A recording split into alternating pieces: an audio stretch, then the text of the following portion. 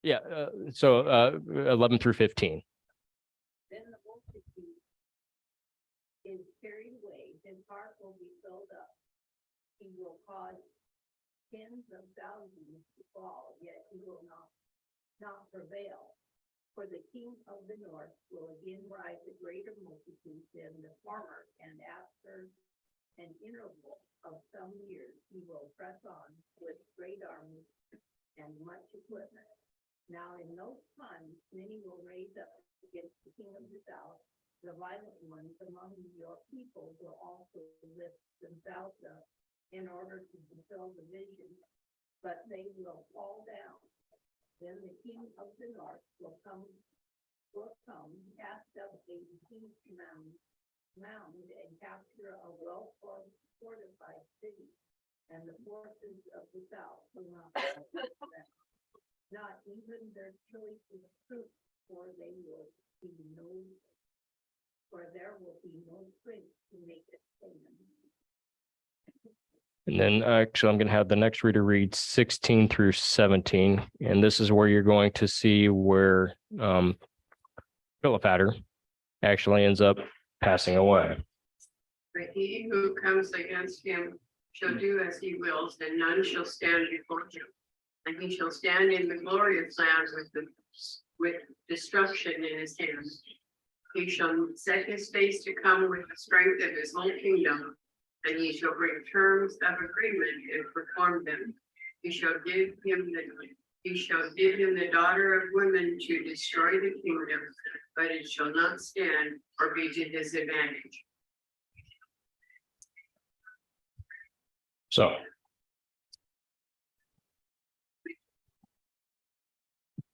did you read 17? Was that 17? Okay. Yeah. So, well, Ptolemy Epiphanes was a child. Antiochus the Great takes advantage of this, and in 203 to 202 BC, reclaims the lost territory. So go ahead, 18 through 19, the next reader. Then he will turn his attention to the coast place and go take next to her. But a great between Antiochus and souls will turn his words back on him. Not just he will turn back for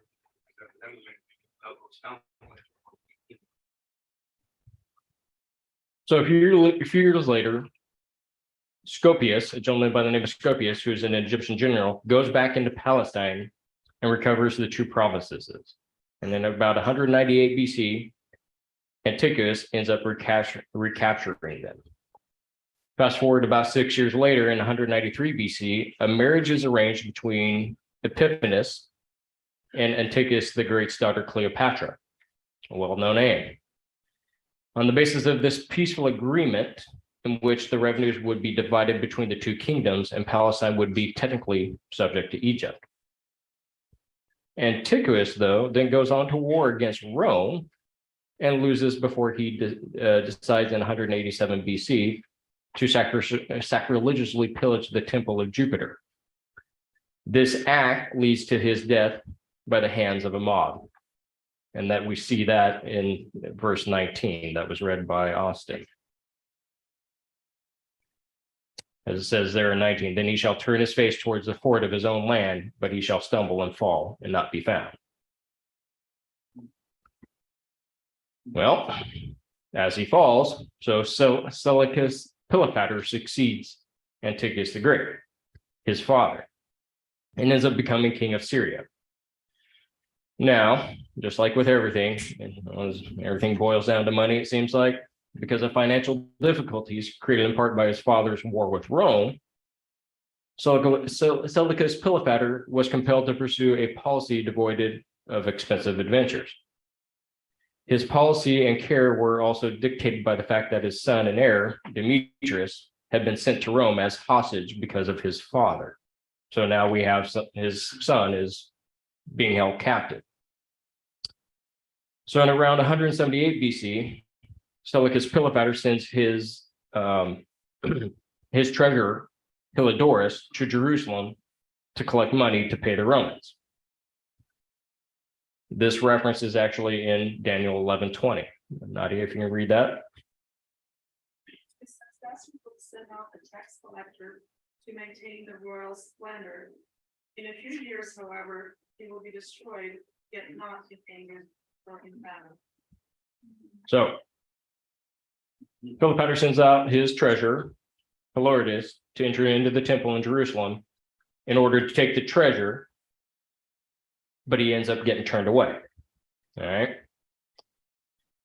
So Heliodorus, seeing all the riches there, thinks he should have that. So in return, on his way back to Jerusalem in 175 BC, he kills Philopator and seizes the throne for himself. It wasn't long after that, though. Philopator's brother, Antiochus Epiphanes, takes over. Antiochus Epiphanes, you will see, is a really bad man. In fact, I'll go ahead and bring this up. Most commentators give this guy the title Antichrist of the Old Testament, is the way they describe it. He's a very, proud is not the word that I'm looking for, arrogant. Which one is this? Antiochus Epiphanes. Oh, In fact, the word Epiphanes, if I remember right, this is his own surname that he gives himself, is it's not something along the lines of infamous. Or I think I have it here later up, but he's very arrogant about himself and who he is. So while Seleucus Philopator was in reign in the north, Ptolemy Epiphanes was poisoned in 187 or 180 BC. His son Philometor takes over the reign of the kingdom of his mother Cleopatra acts as the queen regent. Rule over Palestine is now taken over by Seleucus Philopator. Okay, it is unclear how it was obtained, or how it is unclear how it was obtained by rule, but the Jews appeared to prefer being under the Syrian rule to Egyptian. Now, during this time, this is all taking place during the office, or when Onias III is in office. Now, Onias III is the final and last high priest that obtains this position by hereditary means. Okay, so he's the last lineage of an actual legitimate high priesthood. That's who we're going to talk about. So Onias III, he was actually a really good high priest for the Jewish nation. He was the last to obtain this office by inheritance. The book of Maccabees quotes Onias III as bringing the holy city, or as bringing the holy city was inhabited in all peace, and the laws were kept very well because of the godliness of Onias, the high priest. And he had a very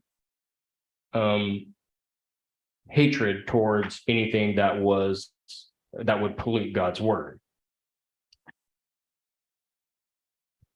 We'll later find out, and you'll later see that Onias III, ends up being removed by Antiochus Epiphanes.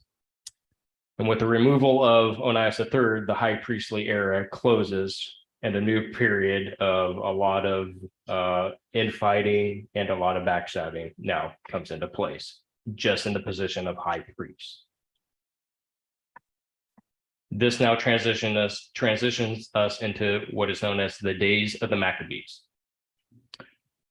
Now, as you recall, there were two main religious parties fighting for control in Judea. Remember? And there was a small group of people known as the Essenes who hated the ways of the heathens, but also refused the legal pretensions of the Pharisees. At the same time that these two religious parties were fighting, there was also political infighting among the Jews.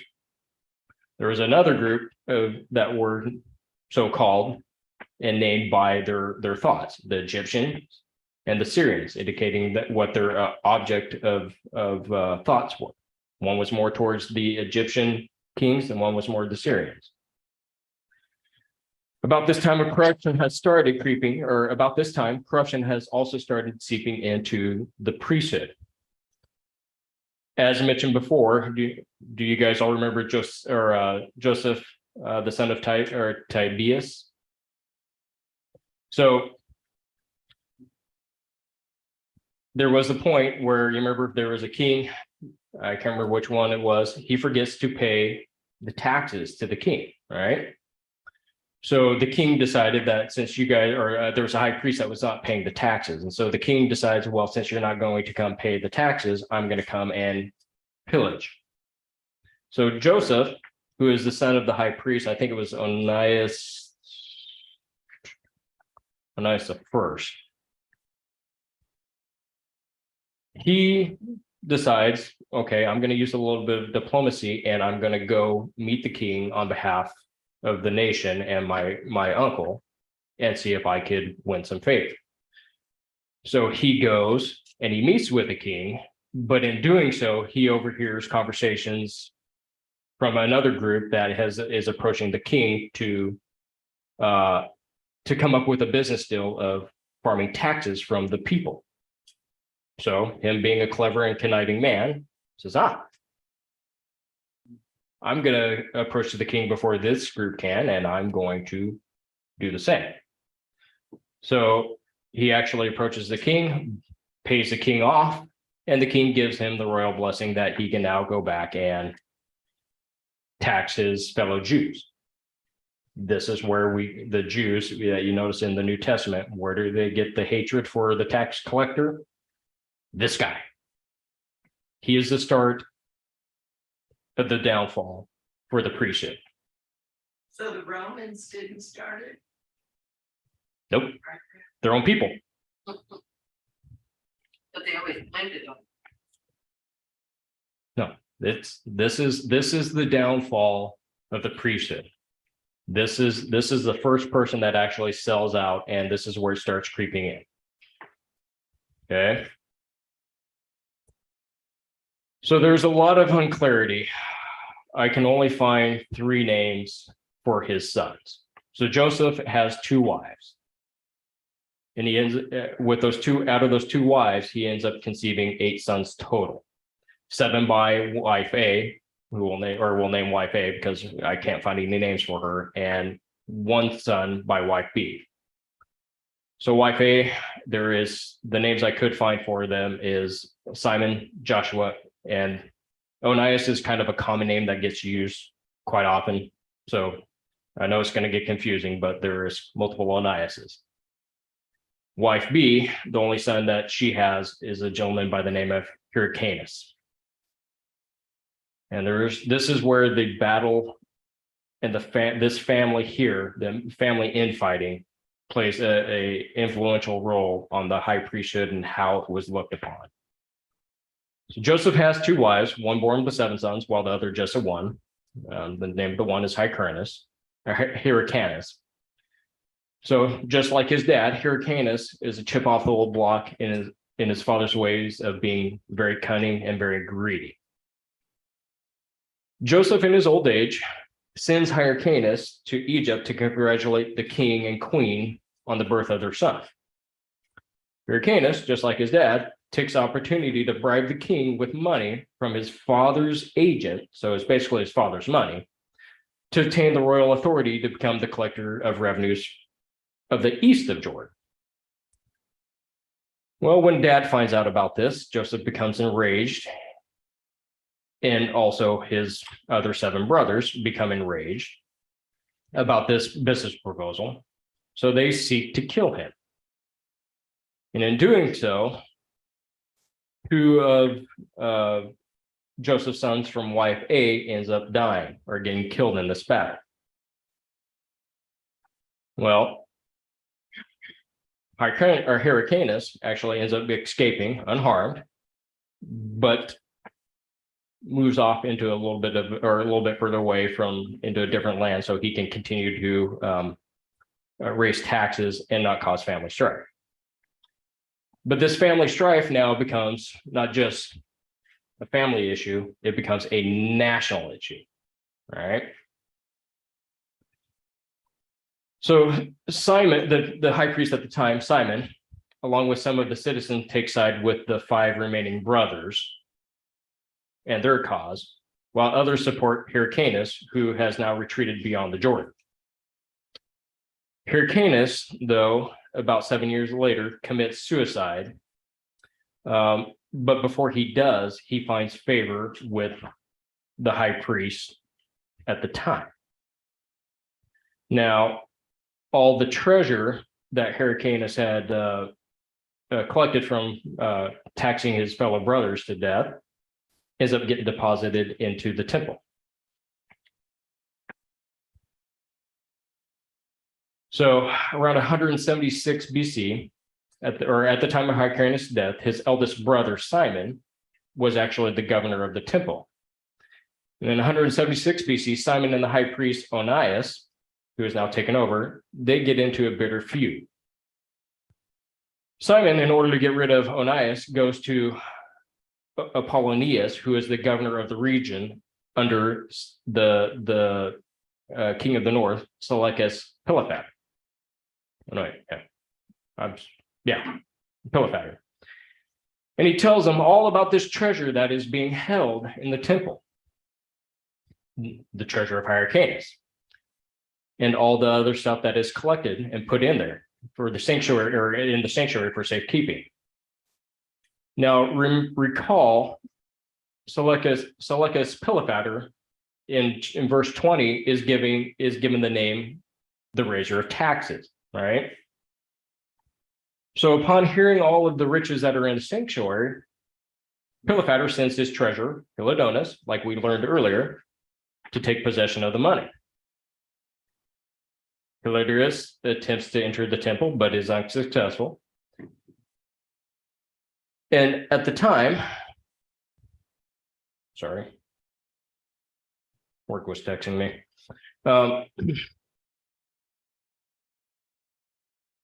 At the time, a gentleman by the name of Simon, the other brother, ends up spreading a rumor that Onias was responsible for Heliodorus's failed attempt.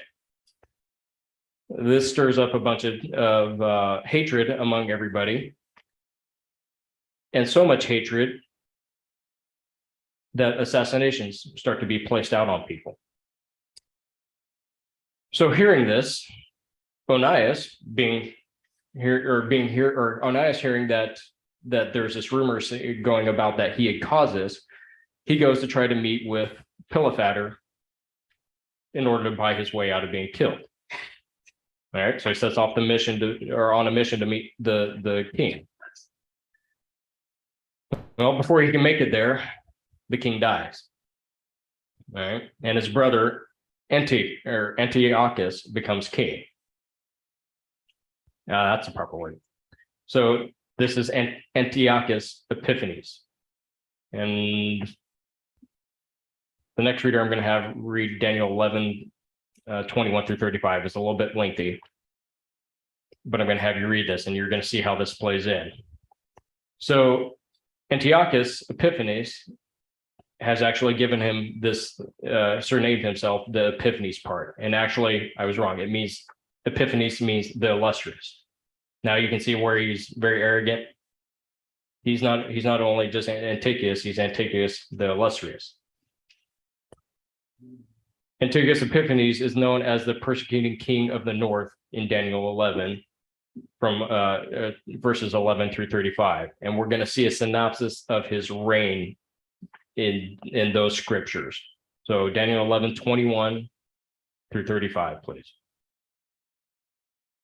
In his place shall arise a contemptible person to whom the royal majesty has not been given. He shall come in without warning and obtain the kingdom by flatteries. Armies shall be utterly swept away before him and broken, even the prince of the government. And from the time that an alliance is made with him, he shall act deceitfully, and he shall become strong the small people.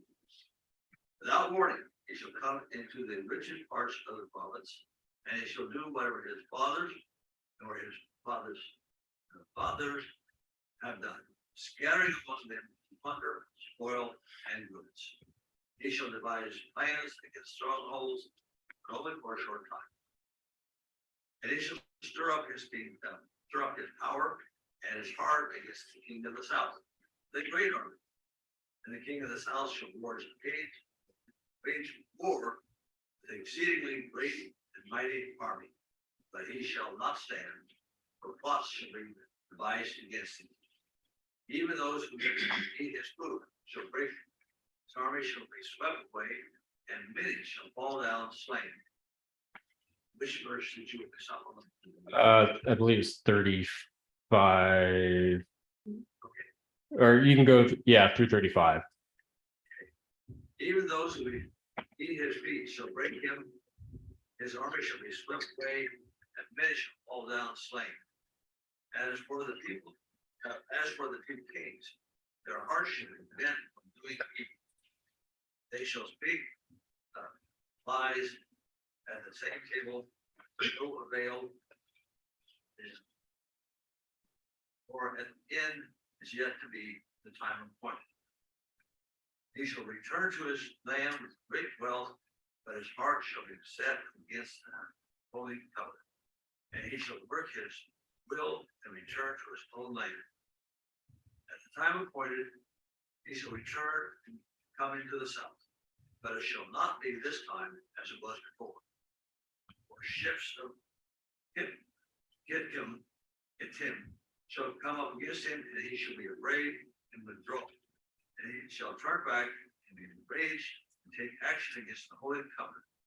He shall turn back and pay attention to those who forsake the holy covenant.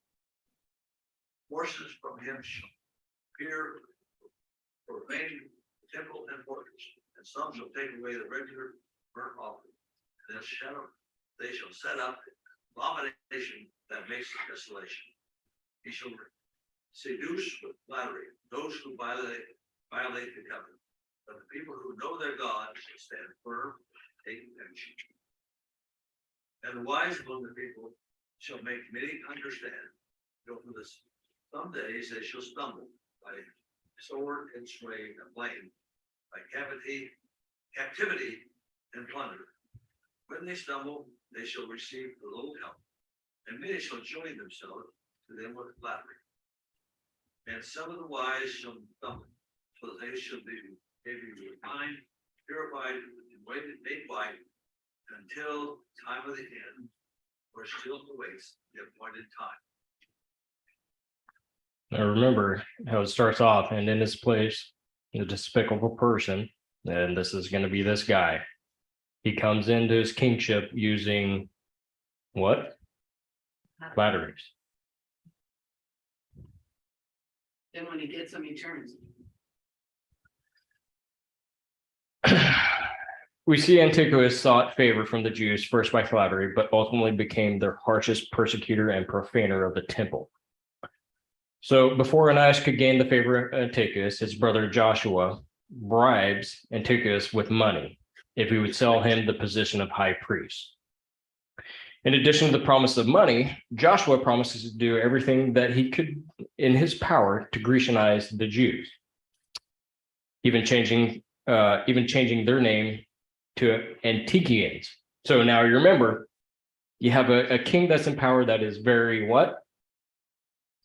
Arrogant. All about him.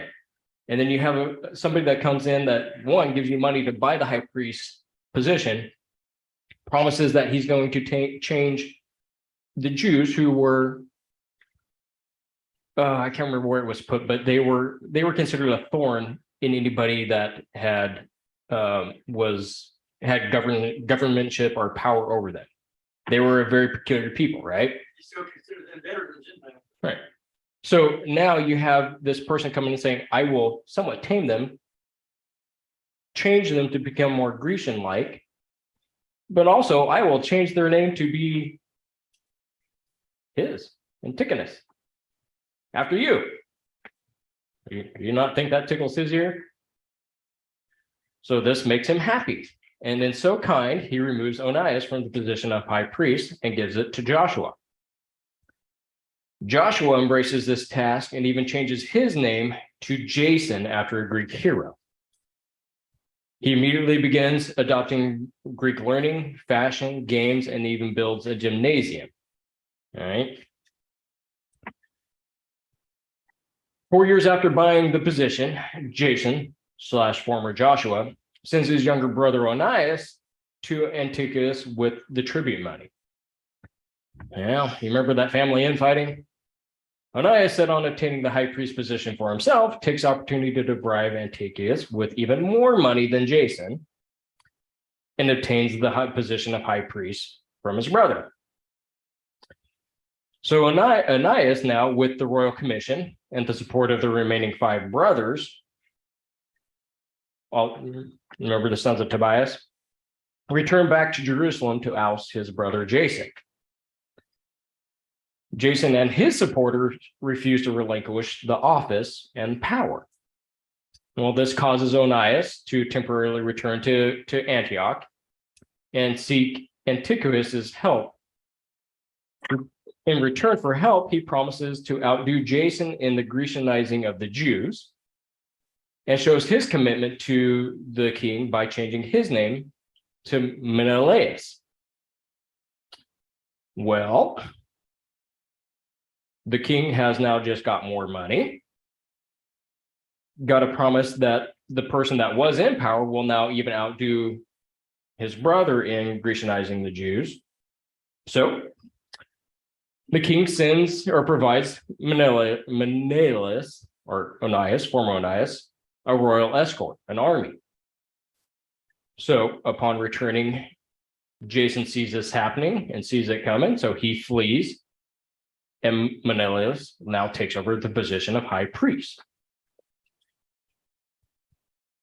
So after this happens, the eldest Onias III, who was the last legitimate high priest, remember, to gain it by inheritance, is now outraged. And he speaks out against Menelaus for robbing the temple of its gold in order to pay the tribute money to the king, Antiochus, and also his unholy ways of trying to Grecianize the Jews. So Menelaus hires an assassin by the name of Andronicus to kill Onias III. Well, this assassination creates a great protest and a great uproar that even the king and Antiochus feels compelled to put the assassin to death. And Menelaus, the person that masterminded this, ends up actually escaping punishment. After some time passes, Menelaus becomes more emboldened and takes hold of the holy vessels in the temple. All right. A mass of people determined to defend the house of God against Menelaus, sacrilegious plundering go into battle against him and his brother Lysimachus. Remember, Lysimachus was one of the generals that was given Thrace and Asia Minor. And so they end up going to battle. Well, in the battle, Menelaus loses and his brother is killed. So Menelaus, as you can see by his past dealings and his past ways, he sends some members of the Sanhedrin, along with a lot of money, to the king to appeal the king's favor. Antiochus takes the bribe, and he acquits Menelaus of these crimes and kills his accusers. And it wasn't because of the smooth talking of Menelaus. It was he actually sees the money, and that's all he cared about was money.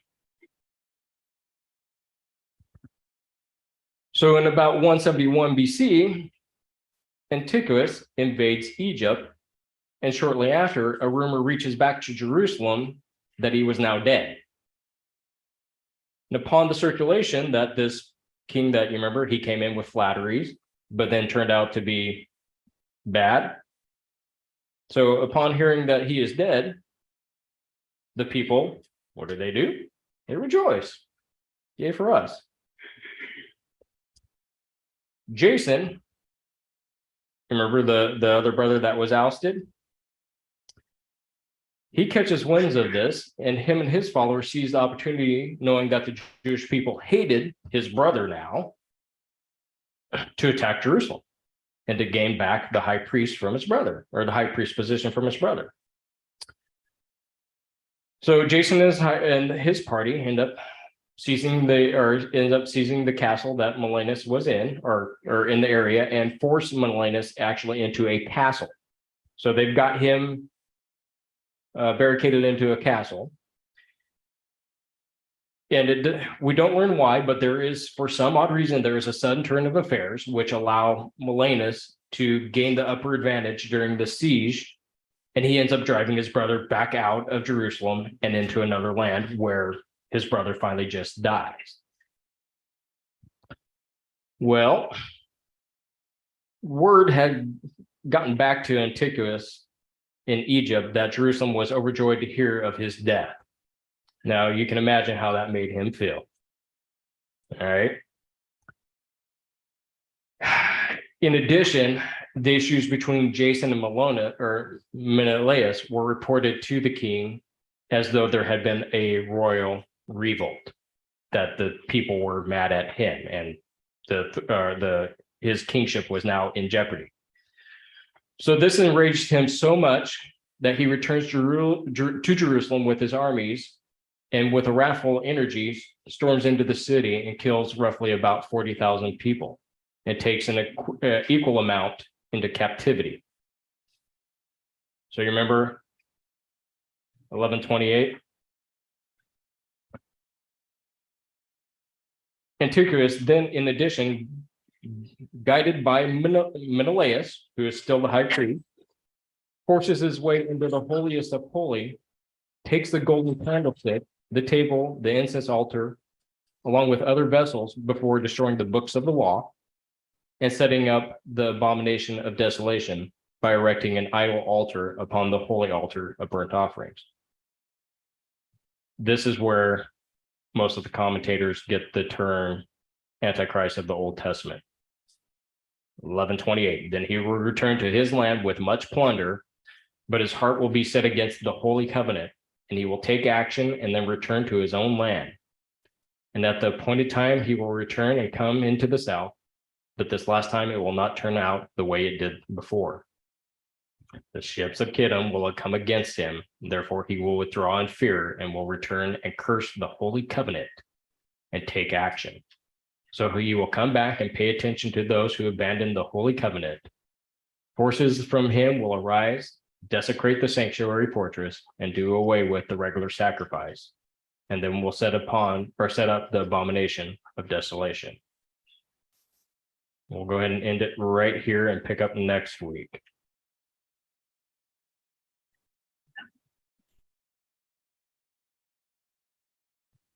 Yeah. You really don't need to have a soap opera with a family like that. And I mean, you see it in other, oh, you can go ahead and turn it off. I'll use my big boy voice. You see it all throughout history, especially during that time, even in Roman history and every other type of history. If there was a threat to somebody's power, it don't matter if you're family or not, you killed them off. There was very little loyalty.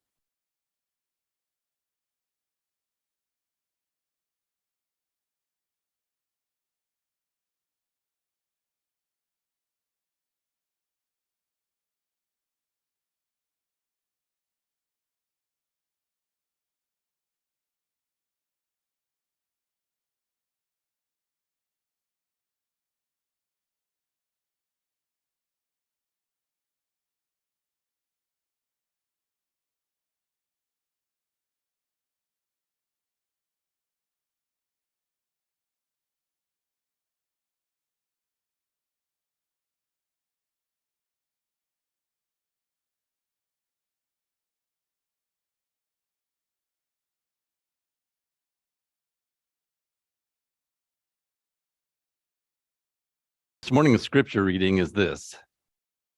O you of little faith, why did you doubt? We're going to see where that fits in the lesson in a moment. But first, I just want to remind us last week, Jesus and the disciples had come back from the limited commission, and they told them all about what had happened. And then Jesus said, let's go get in the boat and go on the other side, and we need a rest. Well, when they got to the other side, the mob had seen him going that way, and they went and got there before he even did. And he ended up preaching, healing to perhaps 10,000 people, quite a mob of folks. And he had compassion on them in the afternoon, and he actually fed them from, the miraculous feeding from 5 loaves and 2 fish. They all ate and were filled, the Bible says. And so now we're going to look at what happened after that. Well, immediately after that, trouble was brewing. Jesus had just fed 10,000 people with just a very small amount of food.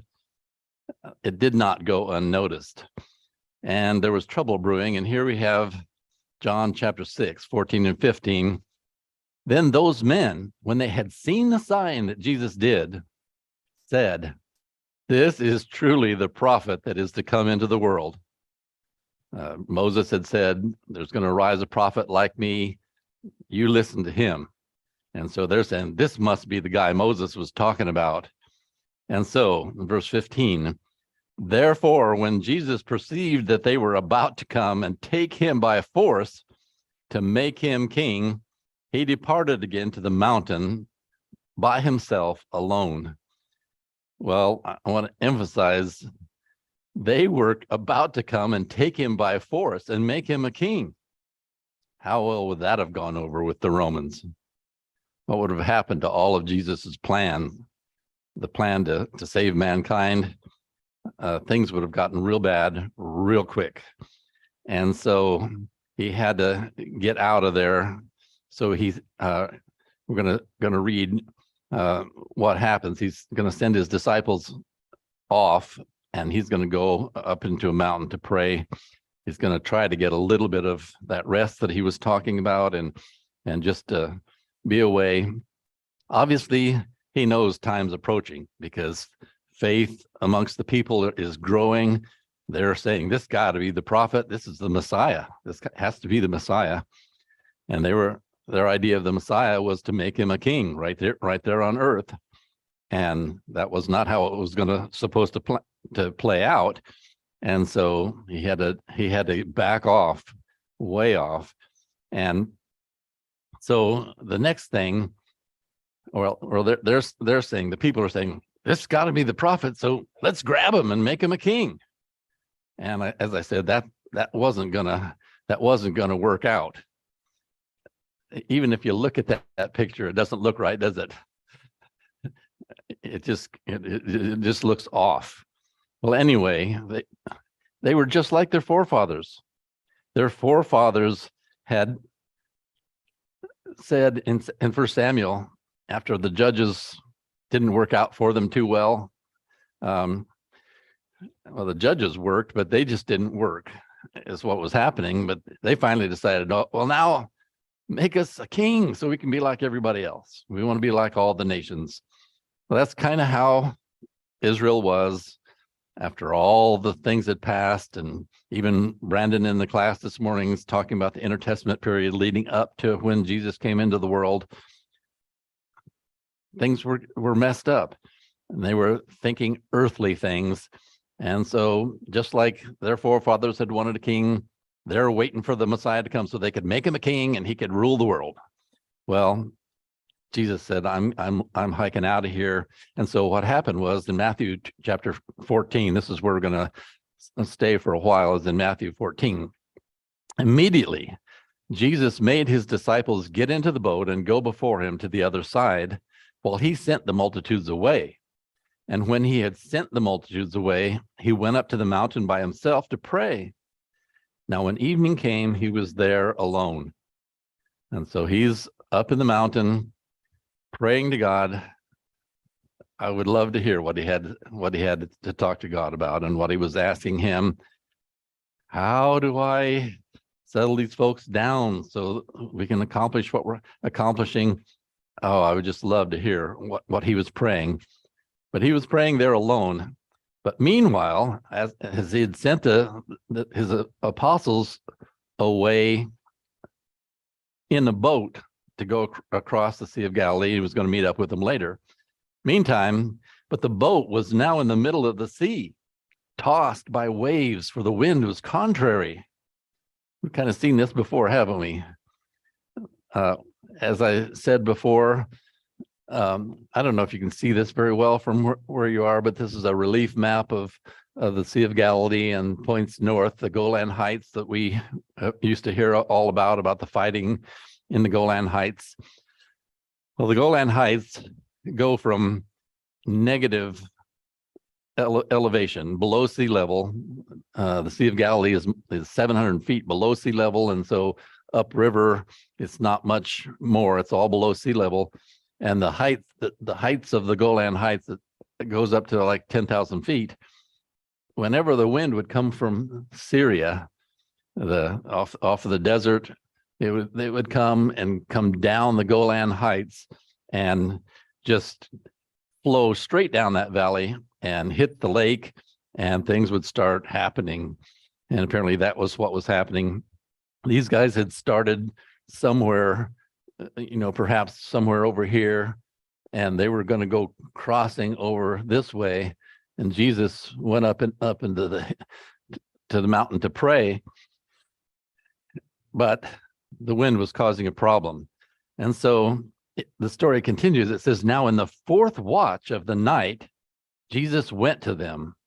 Now, in the fourth watch of the night, under the Hebrew system, the daytime had hours because you could put a sundial up and measure hours, but at night you couldn't measure hours very well.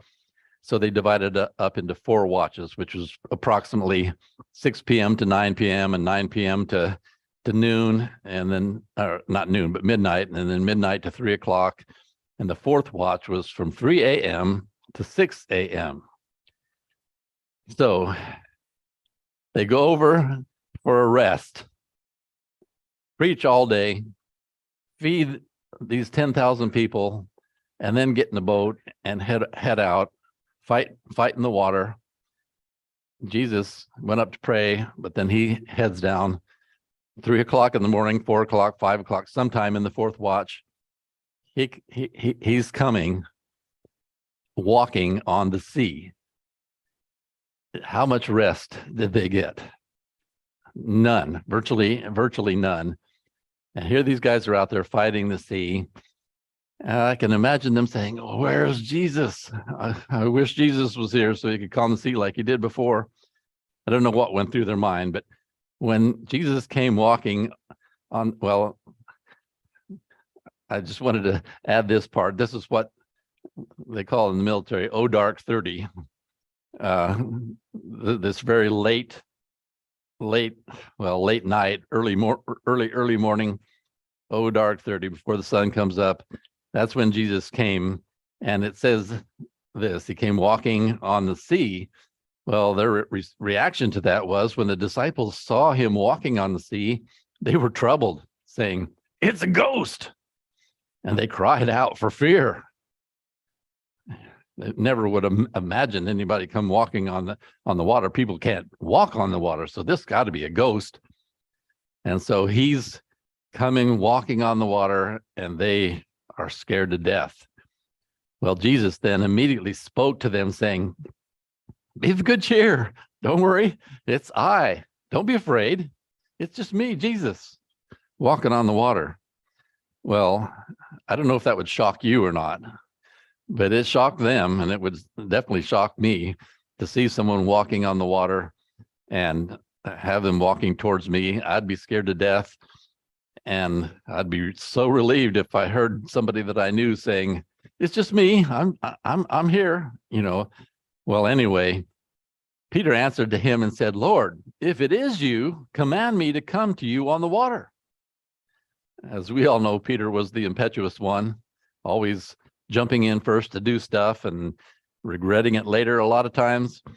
Well, this is one of those times, because he said, if it's you, tell me to come and I'll come to you walking on the water. Well, Jesus then said, come. And when Peter had come down out of the boat, he walked on the water to go to Jesus. We always laugh at Peter, and we always think, we're going to see something in a minute that helps us to think this way. But did any of the other disciples say, we'll come walking to you? So who had the most faith? Peter actually had the most faith of any of them. The other ones were just scared and sitting in the boat. But Peter at least got out and he actually walked on the water to go see Jesus. That does take a bit of faith, doesn't it? Well, but when he saw that the wind was boisterous, he was afraid, and beginning to sink, he cried out, saying, Lord, save me. And so he had his eyes on Jesus, but then he started looking around. Oh, I'm walking on water. Look at this rough water. I'm walking on it. And as he started thinking those thoughts, he just started sinking and sinking. And finally says, Lord, save me. And immediately, Jesus didn't say, save yourself, buddy. You've got the power. Jesus stretched out his hand, caught him, and said to him, oh, you of little faith, why did you doubt? Even though Peter had more faith than the other ones, he says, Peter, you've got little faith. Why did you doubt? You were walking on the water. What happened? Well, we'll talk about that some more as we go along. But as the story continues, when they got into the boat, the wind ceased. It just stopped. Dead calm. Then those who were in the boat came and worshiped him, saying, truly, you are the Son of God. Well, was that a demonstration of the Son of God? Who else can walk on water? And that's what they said. But let's think about some things.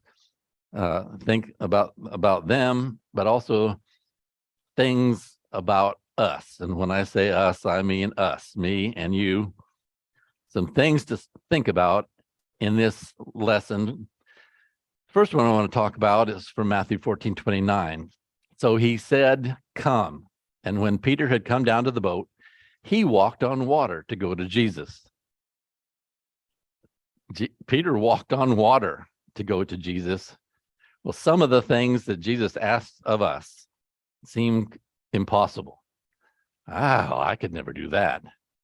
I'm just too scared to talk to anybody about the gospel, or there's so much to learn. I could never learn all that stuff to be able to help somebody be able to teach them, or be able to teach a class or anything like that.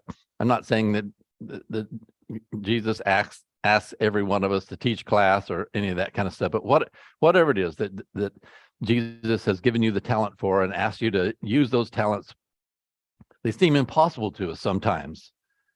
I'm sure it seemed impossible for Peter to walk out on the water, but he did it, even though his faith wavered really quickly. The question I want to ask for you and me is, will I walk on water to get to Jesus? And when I say walk on water, I just mean do something that seems impossible. Are you willing to do what seems impossible to be able to follow Jesus? That pretty much says it for itself right there. It's just a question that we should ask ourselves. Think about it during the week. Another one is from the verse 30. When he saw that the wind was boisterous, he was afraid, and beginning to sink, he cried out. That's talking about Peter. Will you and I, or have you and I, let the winds of life make us afraid? I don't think anybody could say no. I think there have been times in our lives that we're afraid to face what's coming at us. Wish we didn't have to. Many things like that. And sometimes we let it make us afraid.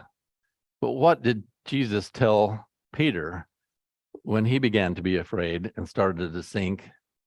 He said, "Oh, you of little faith, why did you doubt?"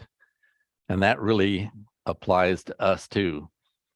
If Jesus can do the things that we've seen him do so far, he can do whatever we need in our life. We don't need to be afraid. He had just said to them, "It's I, don't be afraid." And he says that to us too. We should not be afraid. Have we ever sunk away from obeying Jesus's commands?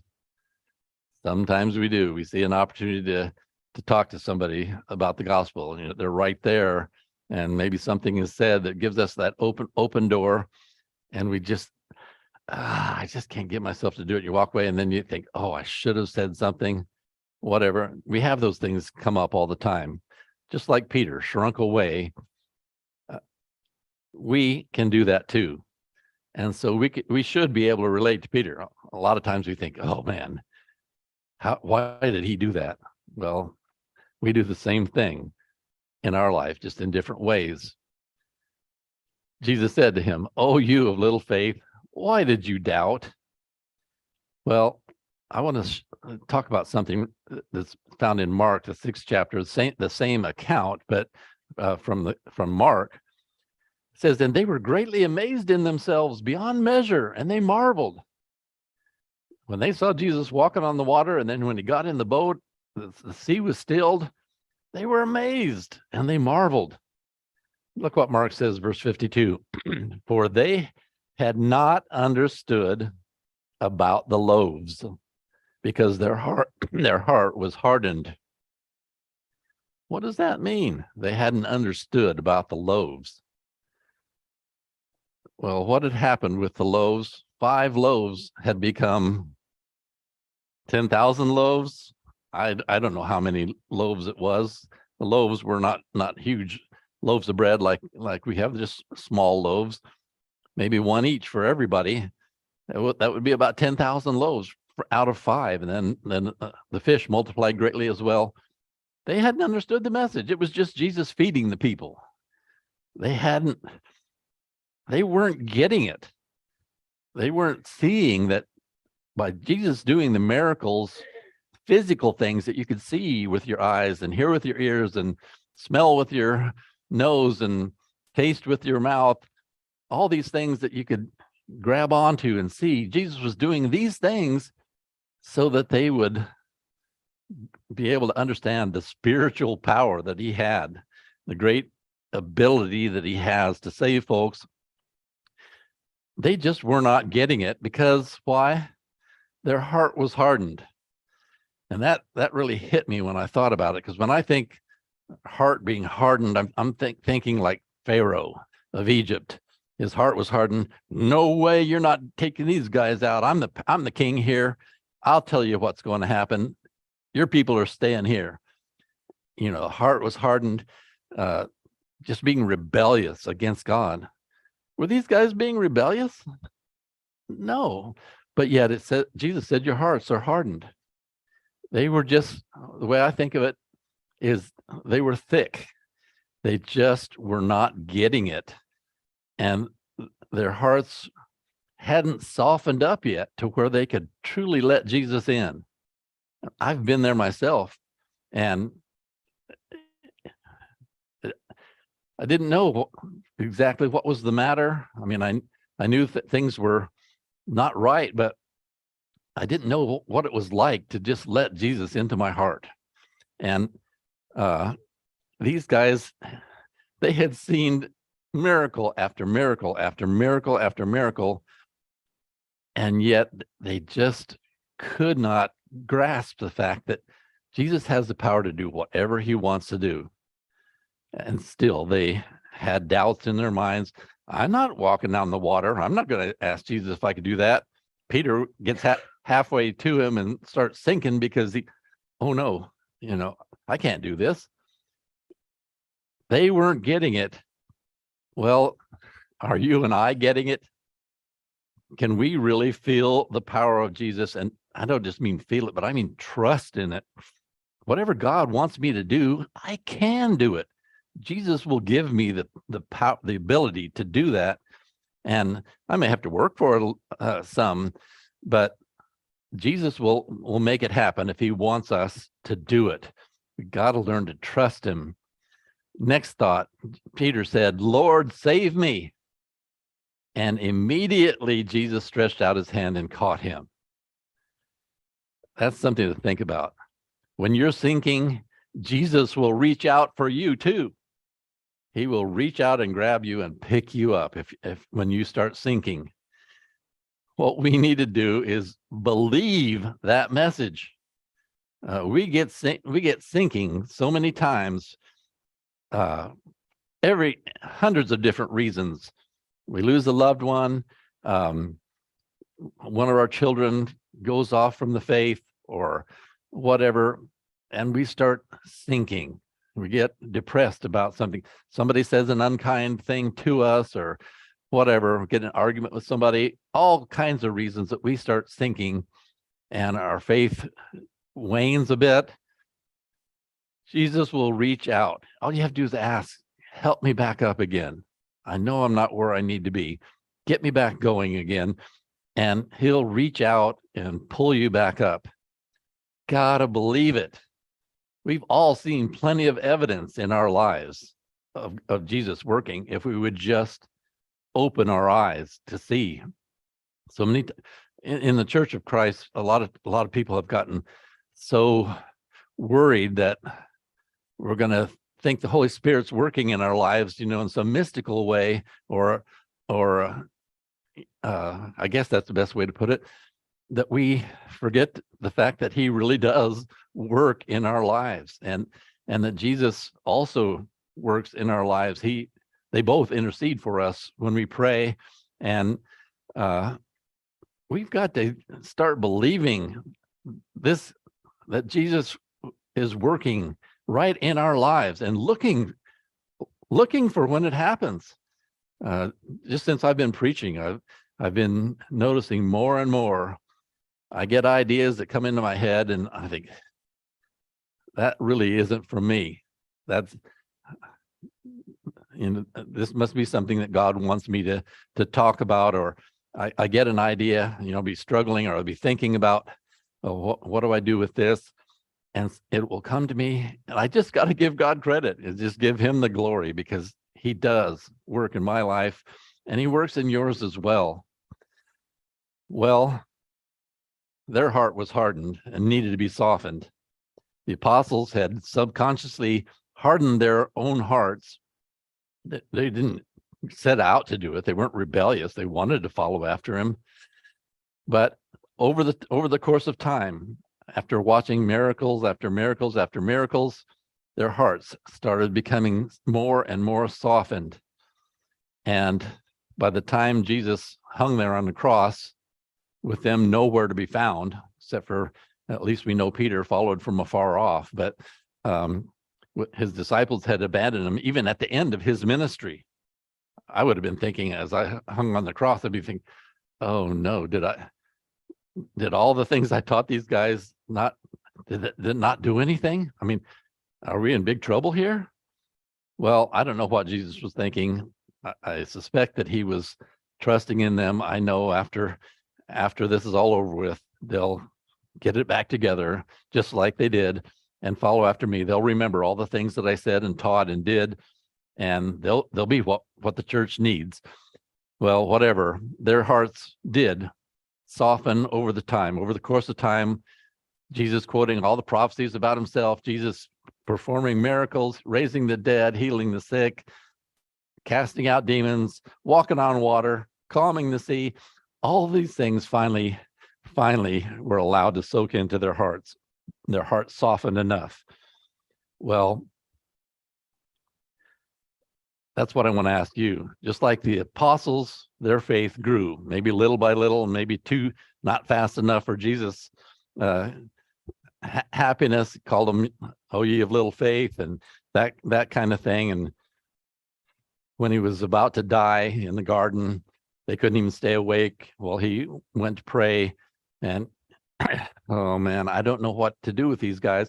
Anyway, but their faith was growing and growing, so much so that they all but one at least, gave their lives for the cause. And the one that may not have been killed for the cause was John, but yet he was exiled onto the island of Patmos for a time. So he did suffer for the cause. All these guys, their faith had grown enough to be able to lay down their own lives for the cause.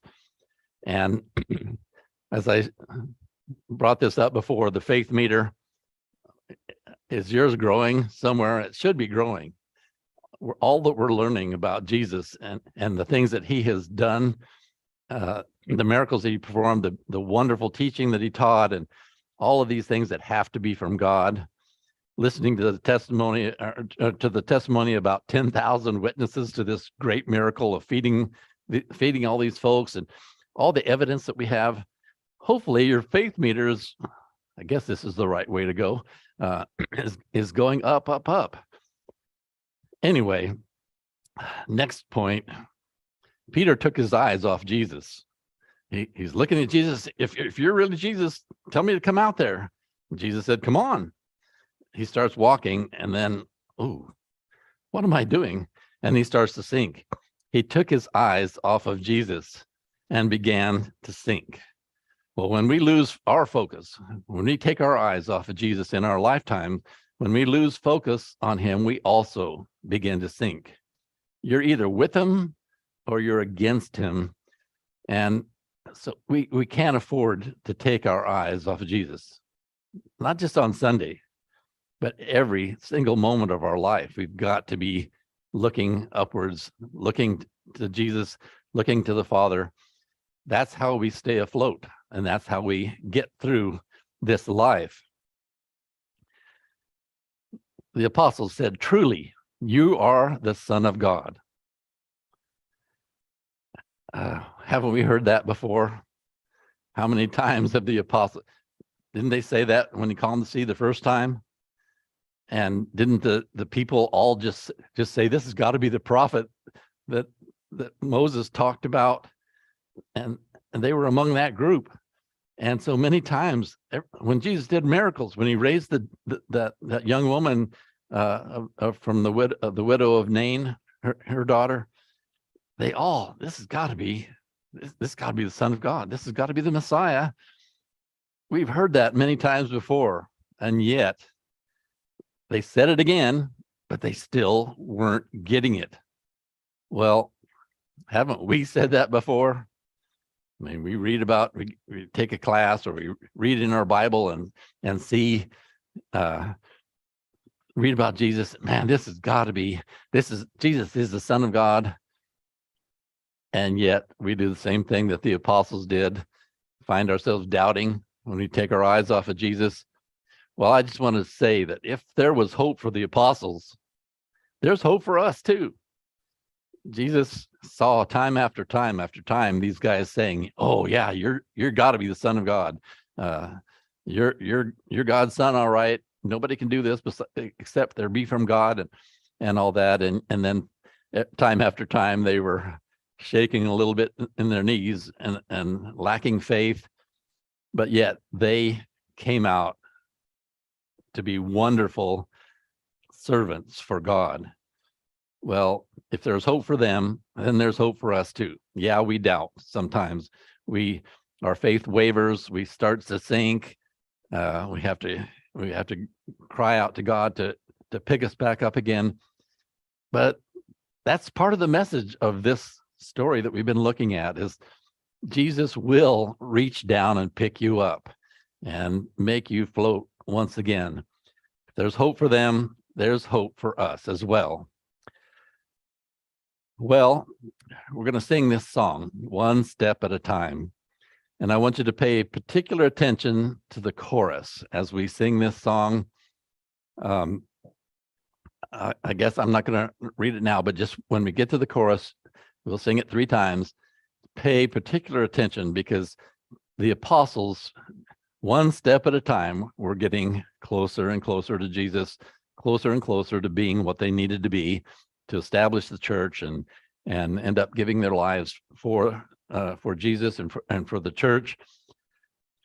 Let's think about this and make it our song as well, while we stand and sing this song one step at a time.